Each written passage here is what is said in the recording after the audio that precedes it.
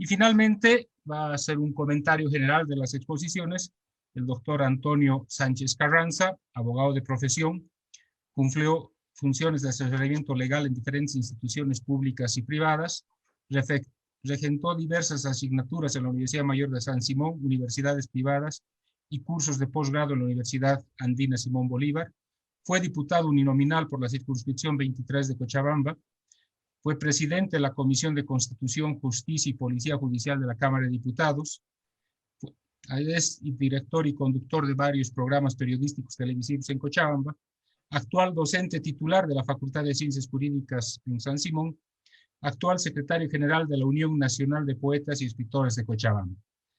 Actualmente ejerce la abogacía libre. Sí, muchísimas gracias. Tengan todos ustedes muy buenas noches. Muy honrado de participar en este café con personalidades muy reconocidas en nuestro medio. Gente muy amiga y realmente me siento honrado de estar con ustedes. Bueno, básicamente lo que se ha planteado en las dos exposiciones que me han antecedido tienen un aspecto común. Lamentablemente, en Bolivia la justicia se ha devaluado al extremo.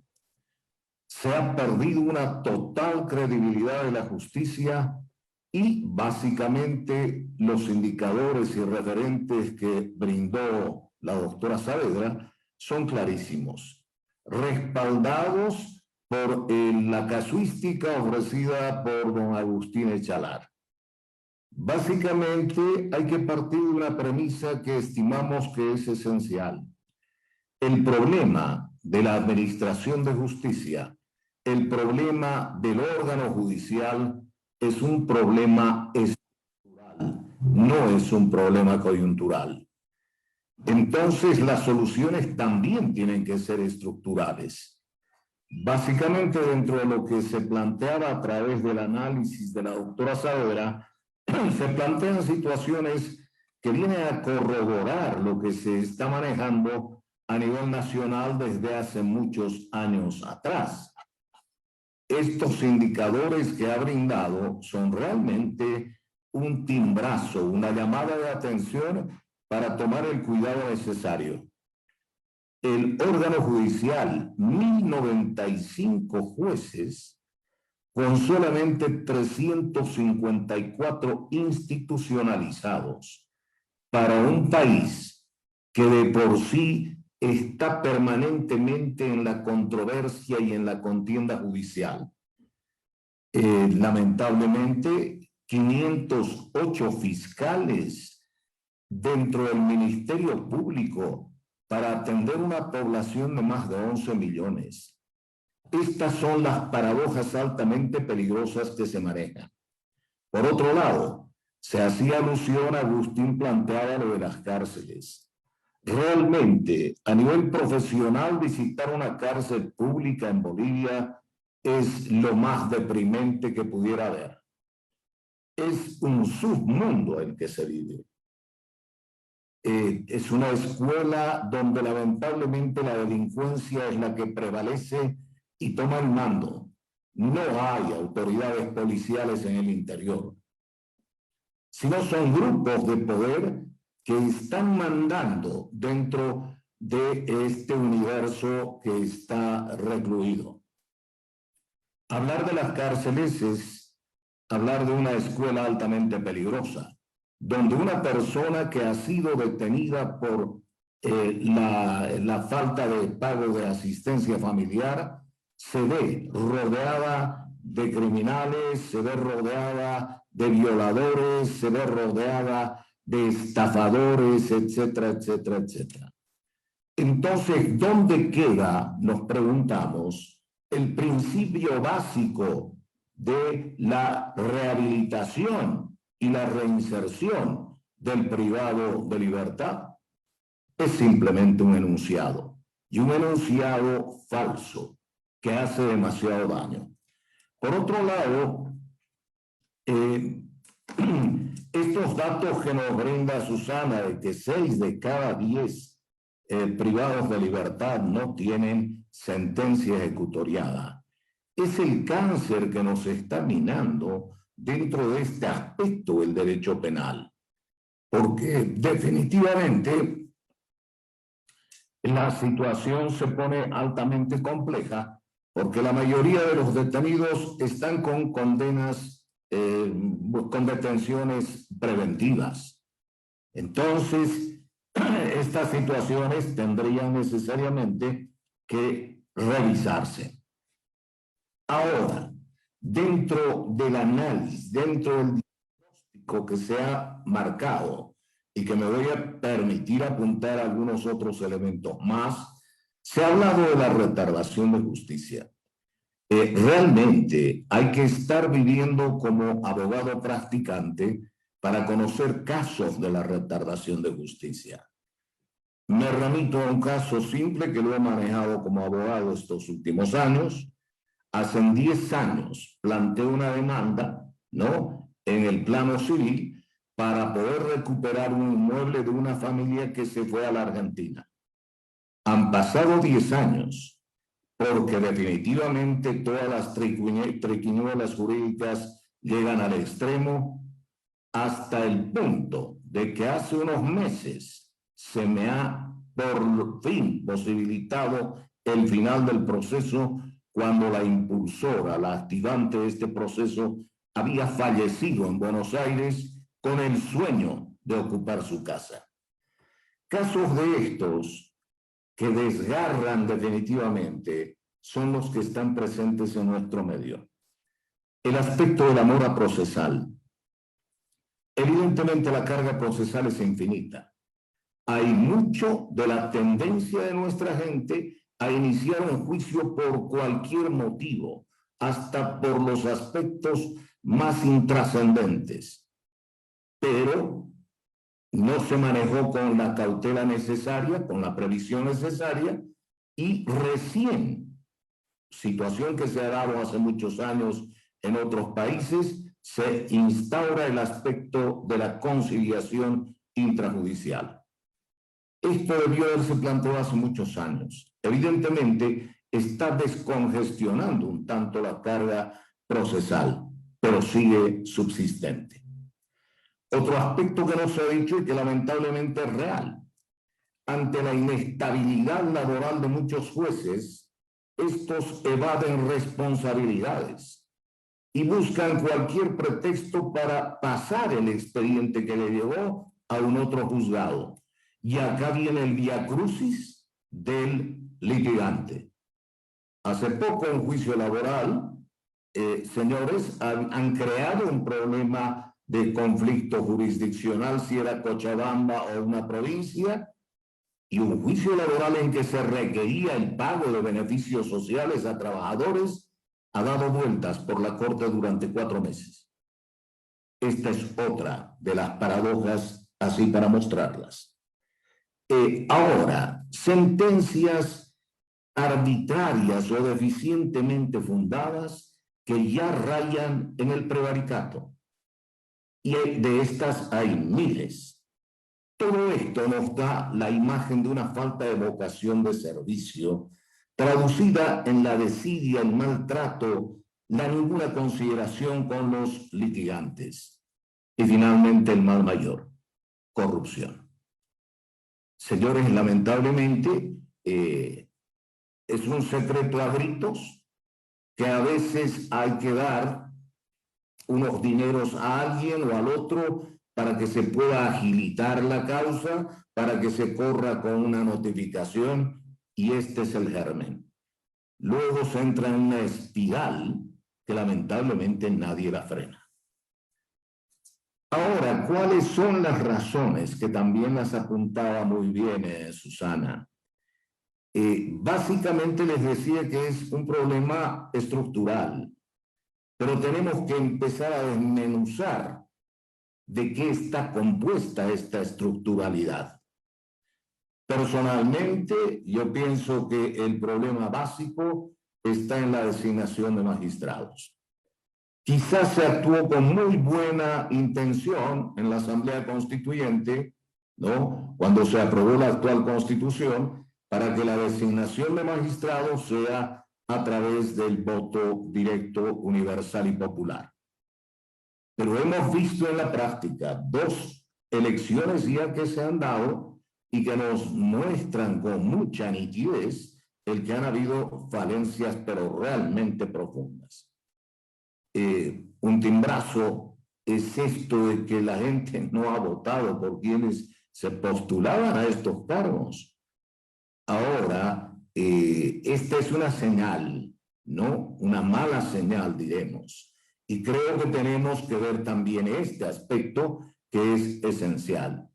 No han habido valoraciones reales de exámenes de competencia o concurso de méritos.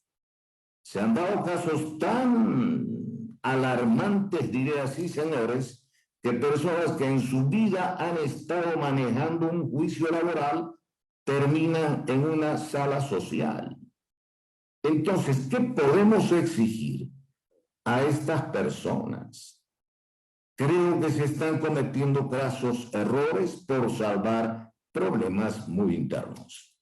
Otro aspecto, algo que ya se especuló mucho y que lo preconizo en mi libro de ética, es la inexistencia de un escalafón de servicios que permite un seguimiento jerárquico profesional. Distinguidos amigos, como docente de la facultad hace 30 años, he visto gente que ingresa como supernumerario, es decir, entran sin ningún salario a trabajar en la corte.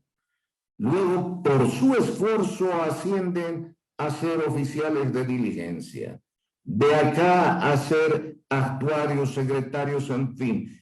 La gente merece estar en una magistratura, pero no gente improvisada, que por azares del destino terminó ocupando la cabeza de un órgano tan importante como es el órgano judicial. Otro aspecto que no se lo quiere decir, pero que lamentablemente existe, es la funcionalidad de los últimos jueces para con los gobiernos de turno. Ha sido vergonzoso estar al borde de la información en los últimos tiempos, con los cambios político-partidarios que han existido. Cuando se daba un giro a través de los jueces, había un cambio de estructura política y se volvía a dar el giro. Para nosotros los abogados, estas son situaciones realmente inconcebibles. Este aspecto de ser funcionales al gobierno de turno, señores, debe desaparecer. Otro aspecto que está muy ligado al anterior es la dependencia de otros poderes, entre ellos del Poder Ejecutivo. Creo que lo que planteaba Susana es muy real. La independencia de poderes es esencial.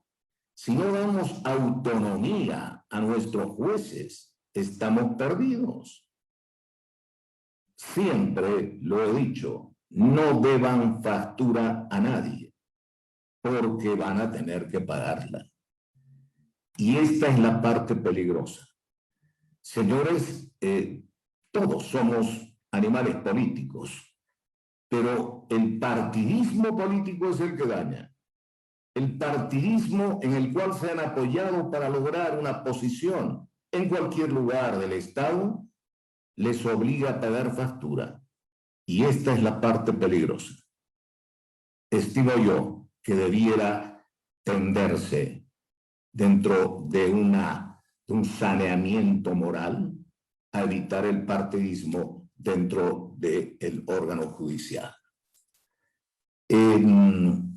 Otro aspecto siempre se trae a colación, bueno, se parcela el problema del órgano judicial. No se quiere ver estructuralmente, sino coyunturalmente. Se hablaba también del endurecimiento de las penas en materia penal. Y tenemos lamentablemente experiencias muy difíciles de entender. el problema de los feminicidios a los que hacía alusión Susana, el problema de la violencia intrafamiliar, etcétera, etcétera. Se dicta la ley 348 de defensa integral a la mujer y pareciera que se abre con más fuerza este abanico de violencia al interior de los hogares.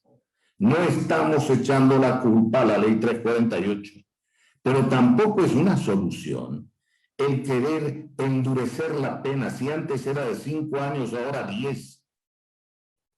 Y señores, no es esa la solución. Entonces, son una serie de aspectos que deben ir a coadyuvar una mejora integral, estructural del problema judicial. Problema de presupuesto. Es una vergüenza que estemos trabajando con 0.32 del TGN. ¿Así administramos justicia? Es una irracionalidad llevada al extremo. Por otro lado, el aspecto de la designación de jueces, de magistrados, con su secuela de designación de vocales departamentales, de jueces e incluso del personal subalterno. Otro aspecto que realmente preocupa es de la promulgación de leyes. Yo entiendo que se debiera tener suficiente cuidado desde el proyecto de ley, desde el caminamiento de esa ley, desde la Cámara de Origen, la Cámara Revisora, la Sala Plena, etcétera, etcétera. Pero debiéramos tener más cuidado. ¿Qué trascendencia va a tener aquella ley? ¿Qué repercusiones va a lograr? ¿Va a ser positiva, negativa? No. A veces al calor del discurso político, de las tendencias que puedan presentarse en el Congreso, ahora Asamblea Legislativa, ¿no? Se dictan leyes sin darse cuenta cuán peligrosas pueden ser. Creo que esto tendríamos que verlo. Yo parto de la premisa esencial, hay que partir de un punto. Así sea el problema estructural, tenemos que empezar de algo. Y ese algo yo estimo y lo he defendido en reiteradas oportunidades, es la designación de magistrados. Es el operador de justicia, quien está a la cabeza del órgano judicial, quienes van a manejar a los operadores de justicia a nivel nacional, que tienen que demostrar la capacidad, la idoneidad y la solvencia moral para hacerse cargo de un órgano tan importante como es este. Y este aspecto de devaluar a la justicia, de devaluar al órgano judicial y lamentablemente de por medio de devaluar a mi profesión, señores, nos está conduciendo a situaciones realmente extremas. La violencia se ha desatado, ya nadie cree en la justicia, prefieren entrar en transacciones, ¿no? En negociaciones directas, con toda la serie de consecuencias que conlleva esto. Entonces, yo felicito a ambos expositores, a Susana y a Agustín. El aporte ha sido muy valioso y me ha permitido dar a conocer mi punto de vista. Les quedo muy agradecido.